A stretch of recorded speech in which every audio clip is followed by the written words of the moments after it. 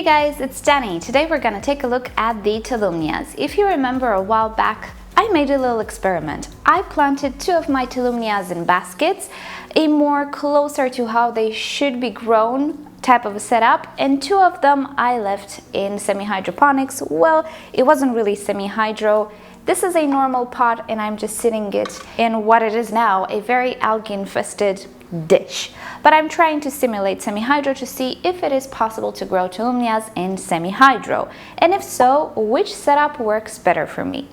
So conclusions are in. Let's take a look at my Tolumnias and see how they're doing. So these are the two Tolumnias which have spent the past 2 months or 3 months or so in these baskets, and I have to say they look wonderful.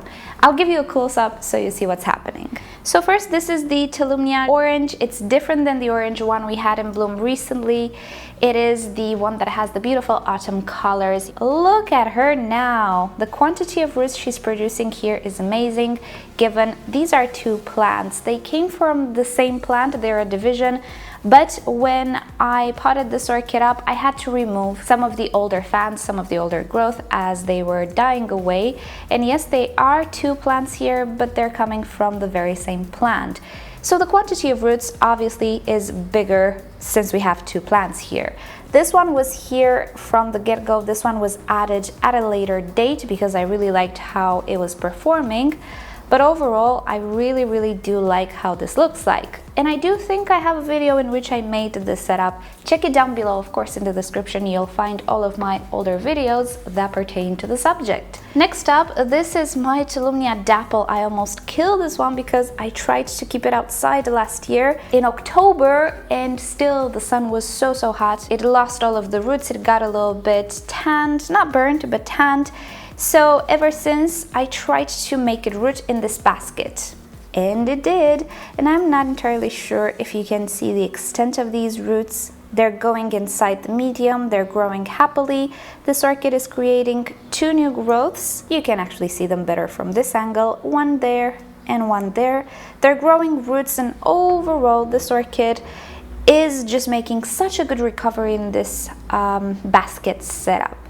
So these have been the two orchids in the basket. I'm so incredibly happy with how they're doing. But what about the semi-hydro simulation ones?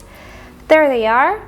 They're not doing bad in semi-hydro. I do have roots growing, but if I were to pick which one I feel is doing better and is looking better, I would have to go with the basket ones, yes. So let's take a look. As I was saying, it's not that they don't produce roots, they actually do. They produce new growth as well, but there's just something about them that doesn't really resonate with me. They don't look as happy, they don't grow as fast, although we do have new growth here. Actually, to be fully honest, they're not all that bad or all that far away from the basket ones, but there's just something that I don't really like on these ones. The roots, even though they are alive, they're active, they're growing, they don't look as good as the basketed ones. So this was the Corona, and this is the Tolumnia Orange. We had her in bloom recently. Again, you can see here quite a lot of root production, but they don't look all that happy, do they? It's not that it's going to die, it actually looks pretty decent, but it doesn't look the best. When you have comparison terms, you can tell a lot better, and I do feel like these two orchids just do a lot better. And PS, don't mind the size. These two are naturally bigger than the other two. Even with Tolumnia hybrids, you can have slight differences. They've always been bigger than these ones. Particularly the Tolumnia Orange, it can be bigger even than the Dapple. So it's not about how big they grew. It's about how fast they grow, how they look like. This one, even though she doesn't look the brightest of the lot, these ones look better than her. She has a lot of reasons to not look good, but I'm amazed how fast it bounced back. To be fully honest, Tolumnias are actually not hard orchids. They have a major sensitivity. This is the root system. For this reason, I do feel like I want to repot or rebasket or just switch setups with these orchids too. It has been a fun experiment, and at least in warm weather, there we go, Tolumnias can actually be grown in inorganic medium, in a LECA. Do I feel like they will do as great as a very airy basket? Well, I don't. I prefer the basket type. This setup though comes with a drawback. They need watering every day. However, and this applies pretty much only in warm environments, my baskets don't have an empty bottom. If you remember, I placed a plastic bottom on my pots. This is just very helpful in my very warm environment because it maintains the water inside a little longer. It doesn't let it drain completely. There's always a little bit of water left there. Overall, it stays there for an hour or two and then it's completely gone, but in that 1 hour or two, it really soaks the root system. It hydrates the orchid very well. It's like an extended soak, if you will. So now in summer, I do water them once a day. I don't actually soak them or anything because that hard floor does it for me. So pour some water over the basket, put them in their place, and presto, that's it. So yes, they do require watering every day. It's not the most comfortable thing of it all, but I don't need to soak them for 10 minutes. I don't need to throw them in a bucket to soak. I don't even need to share water with them. So that works great for me, and I want to basket these ones today together with you guys. So let's go ahead and do just that. We'll take a closer look at the root system as well. Okay, so let's start with the Tolumnia Orange, the one that was in bloom recently. There we have it. Yeah, the root system is not happy. Even though we're trying to create new roots, we have growing tips here. It's just not what it's supposed to be. So yeah, I'm not happy at all actually with how the root system is developing. So in comparison to the other ones, I really am not happy at all with how the root system is developing. Now, if you've ever wondered how to remove LECA from the roots, well, even from fine roots, it's actually detaching pretty easy.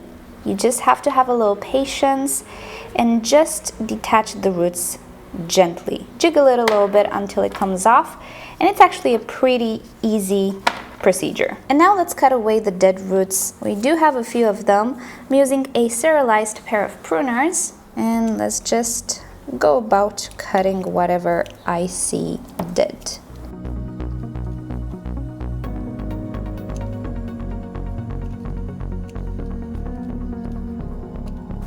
Sometimes even aerial roots can be dead, such as these ones, so they can be cut away as well. I know they look white, but they're dead. Alrighty, as far as I can tell, the other roots are still functional, so I'm just going to let them be, even though not everything is super healthy anymore. I'm just gonna let it be. It's an open basket. So now I'm just going to remove all of these sheaths. Now I have a nice new growth there.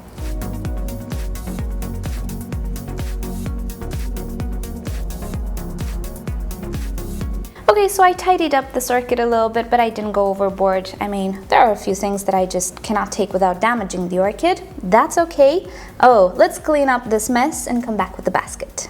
Okay, so here we have a net pot. I got this together with an orchid that I ordered. I have two of them, saved the pots, but you can find these types of pots at orchid nurseries, plant nurseries, even garden centers in some territories. They're not very hard to find. And if all else fails, just try eBay or Wish or Amazon. And the medium we're gonna use is this coconut fiber. This is actually a hanging pot liner. I don't find this material separate for other types of uses. It's always either a rod or a liner for a basket. So that's what it is. I'm just ripping pieces from it. Oh, and also inside the pot, I glued a little plastic to create a bottom. I used hot glue in one place and it stays. So first of all, I am going to put some of this coconut fiber on the bottom. This will help with water dispersion, so it will not collect in one place. The coconut fiber breaks the tension and the water spreads. And we are going to place our little orchid right on top here. And then with a few more pieces of this coconut fiber, I'm going to complete my masterpiece. This will help with a little bit of water retention at the top, not much, but it secures the orchid just a little bit and helps retain that water around the root zone. So there we have it. I think, okay, now it is more stable. I think this is enough. And if you have a few strings just hanging out that you absolutely don't like, you can just cut them. Don't pull them because you're gonna pull everything out. That's not what you want. Just cut them and presto, everything is a lot tidier now. Next up, I need some hooks for this basket, and here you can use whatever you have at your disposal. If you have the pre-made plastic ones, you can use those ones. If not, you can make your own out of wire, which can be floral wire, out of string, whatever you see fit. This basket has holes, has eyes, so you can opt for anything you'd like. I think I will use the wire ones that I use with the Vandas. Okay, this is not the prettiest thing you've ever seen in your life, and I'll do a better job some other time. I'm thinking I want to replace this big and pretty unsightly wire, but until then, this will have to do. Let's put the tag in, and there we have it. I'm going to place it in bright light together with my Vandas actually. And the last one, the Corona, I was about to say it has marginally better roots, but not really, and it also came apart. This one was attached through the rhizome to the main part, but I tried to remove a dead growth and I separated them. Oh, I missed one of the roots. So no, it is not better, but this growth actually has roots, and that's great. Tolumnias are not monopodial orchids, they're actually sympodial.